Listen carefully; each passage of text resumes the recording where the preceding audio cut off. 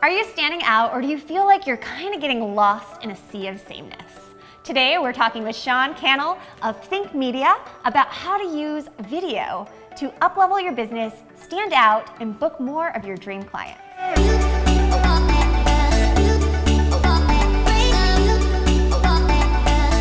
So I'm super excited to introduce you guys to Cannell. He just hit over 1 million subscribers across all of his channels and is an expert with online video. So Sean, share a little bit about what you do with us.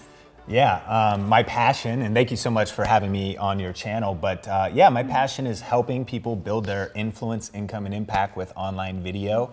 And we've been doing that for years now. My background is video. I got started in 2003 and built a business, and then eventually started sharing my tips and my answers. And we help entrepreneurs, photographers, businesses, stay-at-home moms learn how to use video and YouTube to create more revenue, meet more people, and ultimately build their influence overall. That's awesome. I love that. First, I wanted to just start with, Sean, what do you see as kind of the current benefits or opportunities for photographers to build their businesses using online video? Yeah, I think there's so many. I mean, really, we're living through this age right now, which is arguably one of the greatest times in human history for building your brand, getting noticed. And the reason is some things that everybody knows, but because of the internet, because of social media platforms, because of lower cost tools and free tools, we now can share our message with the world globally and get it out there a lot of times by just investing our energy, our time, and not even necessarily money. However, because of all that opportunity, it means that everybody's trying to maximize that opportunity. So I love this conversation because the challenge is, how do you stand out? And you know, I think the main thing to recognize is that people's attention is on this, right? People are looking at their phones. Yes. Brides are surfing Instagram for ideas. Definitely. People are looking at blogs and websites. People are going to YouTube for ideas. Other photographers are going to YouTube for looking for information and training and tutorials. And so it's knowing where attention is and then asking ourselves, how can we be in the relevant places so that we can be attracting clients, the right audience, and things like that. I loved that, especially the idea of being where our clients are. So knowing that, how can us as photographers, especially portrait and wedding photographers, use that online video to book more paying clients?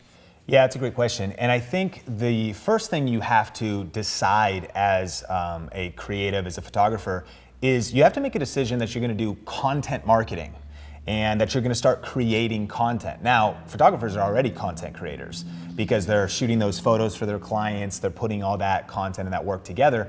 But I'm talking about creating relevant content that you put out into the marketplace that will attract your ideal audience. Now, I really believe there's two paths that photographers can take to do this. And what you want to answer is, who is your target audience? So if it's a wedding photographer that wants to book more clients, the content that you would create would potentially be relevant to brides that are researching. So it might be tips about how to get flattering photos in the dress or prepare for your wedding, or how to choose a wedding photographer would be a good video to make, mistakes in choosing a wedding photographer. The other approach is to actually position yourself as one that's gonna educate other photographers. And that's two different things, because if you think about your channel, you're helping photographers learn business. That's not gonna help brides. So who is your target audience? You really want to know that. But I think that on either path, you still win, because one of the biggest pieces of authority in our culture right now is celebrity. And I'm not talking about becoming internet famous, but I am talking about becoming famous in your sphere. You want to be known in your city. You want to build your brand, blow your brand up. Even if it's in a small world, you want to be the known wedding photographer in your area. And so if you're an authority helping, sharing tips, and people see that you've got a couple thousand YouTube subscribers, they see that you're creating content and you're out there in the world, even just that positions you different. Because imagine if two people's work is generally the same, but I see wow, they've got more followers, more engagement, just more happening around their brand, that leads to more business. Hands down, because we perceive those numbers, that content, as an authority piece, and we ultimately do business with people we know, like, and trust. And the content that we put online builds trust, which is a bridge to business. Love it. I guess the next thing is really overwhelm. As photographers, we wear so many different hats in our business. And I know for me, it's a lot taking on video as well. And probably for a lot of my audience, there's just one more thing that they're adding to their plate. And they're going to be asking, is this worth it? Absolutely. Well, that's a great question. And I think a couple things is, first, you can just start simple and start slow. A huge advantage that your community has is that a lot of their DSLRs are already equipped to start shooting video. They're already brilliant at, knowing things about lighting and having a lot of advantages that my community doesn't even understand yet as photographers. But I think the other thing is to really realize that you should be planting seeds today that will grow the trees that will provide shelter for you tomorrow.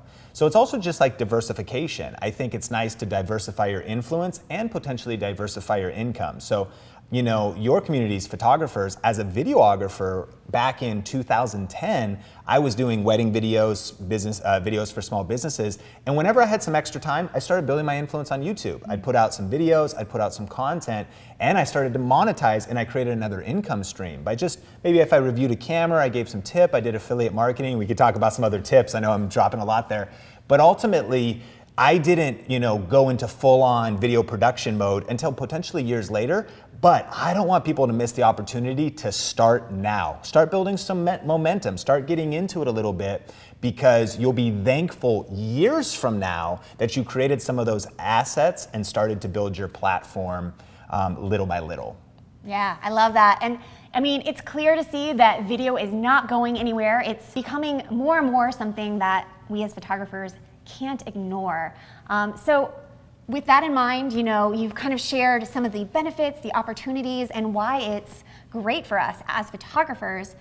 What are, for those wanting to dive in, some of the big mistakes, maybe 3 of the biggest mistakes that you've seen when people are just getting into video? Yeah, I think that a couple of the big mistakes that people make with video is actually focusing on the video. The 2 things we always talk about, or the 3 things, is AVL. Audio, video, and lighting. Now, picture image and picture quality, photographers understand, and even lighting, but I think that audio piece is pretty big. And I think for photographers, if you haven't been used to that, a lot of times people will watch a video that is maybe, it's not even the best video quality, but they can hear you well. But if we've seen it, if we're trying to watch like a live stream on Facebook or something, and it's just off the phone and the phone's 10 feet away from someone, you can't hear what they're saying. Even if you really want to consume that content, you're like, I'm not going to hang with this. So I think one of the big first mistake would be audio. Make sure your audio is strong. I think it's even more important than video in a way, because people will tolerate bad video, but not bad audio as far as holding their attention. I think the second mistake that people make when it comes to getting into video is not starting with the end in mind. Before you ever press record, you want to know what is it that I want this to do. I love that. Who is this for? Who am I trying to reach? That sometimes we just hit record, we start sharing ideas, start sharing tips, but you want to say, what does this video actually want to accomplish? Do you want someone to email you at the end of the video to get a free consult, or fill out a form, or visit your website? Who is the exact person you're talking to? And I know some people that we've coached and helped, they like to have what's called an avatar, and in business we talk about that, it's your target audience. And they think about that bride they're talking to, and they want to talk directly to that one person, not, hey, the whole world, the internet, but the one person you're talking to, because it's one video, one purpose. Yes. Does that make sense? Yes, I love that. I have an avatar as well, and it's perfect. You're speaking into that one perfect person. So kind of segueing in, you shared a little bit about audio.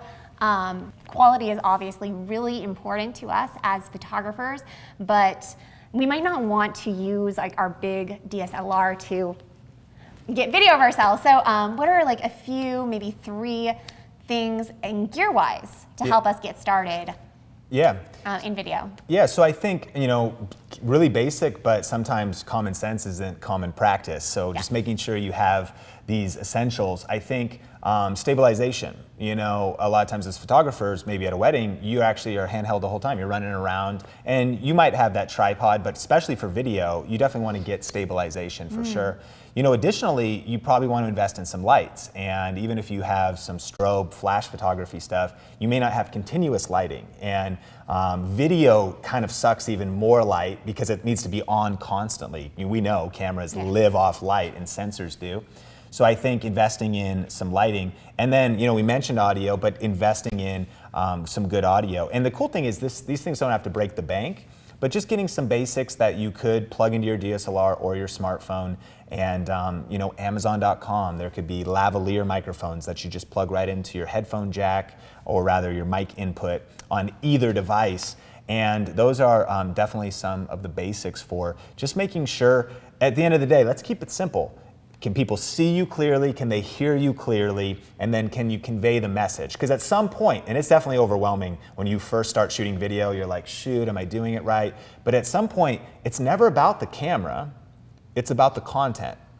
And it's the message you actually want to get across. A lot of times, I feel like creating good video is actually just thinking about removing distractions and not adding anything. No distracting background, no distracting lighting, weird shadows, no weird hisses or buzzes. Like just thinking this is the medium of communication, but you want to get past that and speak confidence right into that bride. You know, speak whatever, convey that energy, that love, that life into your target audience, create that bond, because people do business with people they know, like, and trust, and try to create those things and try to forget about all the technical side, although it is important. Yes, I love that. And really that leads kind of to the last thing is, you know, you mentioned that confidence on camera so that you can really speak to that one person and have them feel you and kind of connect better. So confidence plays a major role in that, and is also probably a lot of the reason why many photographers might stray away from doing video. It's like, if you want to get into it, how do you build that up from the start? It's such a good question, and you're right. Most of the photographers are behind the camera, and that's where they love being. But now you're in front of the camera, and not just in stills, but now every second counts, and they can hear your voice. But you know, the best tip is honestly from Nike. You just got to do it. I mean, you really actually just got to do it. But what I mean by that is you need to do it a lot. Your first videos are always going to be your worst videos. And sometimes people, if, you know, these days they'll see my YouTube channel. I've been doing this for years, and they're like, oh man, he's confident on camera. It seems like he's smooth at talking. Like he must have been born that way. And I think that's the myth to dispel. I wasn't born that way. You weren't born with it? I used to be terrified. I used to be, you know, clunky, and I've just done it so much. And what people, I've actually by now uploaded over 2,000 videos online. And I'd like to say 1,600 of those are probably pretty terrible, right? It's like the last 400 that have been a little bit better. And that can seem daunting, but I just want to encourage people to just start. And here's a really practical tactic. One of the people in our community, Heather, has a homeschool channel. So as a video creator, she's been putting out content. But like many people in your community might feel, I don't want to get on camera. How do you do video? So she actually put together a strategy where she said, at the time, I'm going to go on Snapchat every single day. I'm going to just get on Snapchat. Today it could be Instagram stories. And maybe, you know, you may or may not want your audience to see this, but she said, I'm going to do it every single day. And I'm going to start teaching, before I ever shoot my YouTube videos, I'm going to go beginning, middle, and end. Hey, I'm Heather, and today I'm going to share with you 3 tips on how to get your kids to pay attention. Then she'd shoot the middle story, and then she said, I hope you have value from this. I'll see you tomorrow. And that first day, she hated it. She hated herself. She deleted it like 25 times, reshot it. That second day, same thing. It was awkward. And here's the thing. She wasn't trying to impact an audience. She was hoping nobody was watching on the other side. But there was 2 things she was doing. Number 1, she was practicing. And number 2, she was practicing in public. I think that's important. I think you're putting yourself out there. You're getting through that awkward phase. And she did that for 6 months. And here's the thing. At the end of 6 months, from just putting out about a minute of content in a stories format a day, now she's like, oh, I'm kind of getting the hang of this. And so I want to encourage people to just start. And here's the thing. Shoot your first video.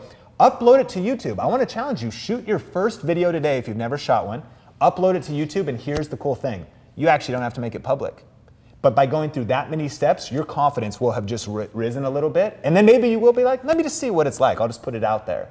And if you do that enough times, again, you'll get more confident, you'll get more competent. Just like as a photographer, that first wedding you ever shot, you're terrified, am I gonna miss the kiss? Oh no, is my settings right? But then a couple years later, you're like, oh, it's no big deal. You roll in, it becomes like autopilot. You have to start.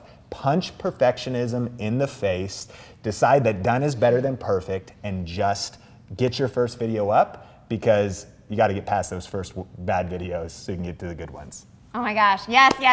So much love there. Lots of power tips, guys, and a challenge. If any of you actually take Sean up on that challenge, post the link in the comments. I'd love to see that first video if you make it public. I'd love to see it too. Sean, thanks so much for coming and hanging out with us today and talking to my audience on the importance of video for still photographers to really stand out and market our business. Thank you so much for having me. Be sure to check out Sean's channel for gear tips and lots of awesome stuff about online video. And also, we created a sister video on his channel all about how to get better photos, the 7 deadly mistakes that you might be making and how to fix them. Question for you guys, are you currently using video at all to market your business? Whether it be Instagram stories, Facebook, or maybe YouTube? Drop it in the comments below, and I'll see you next video.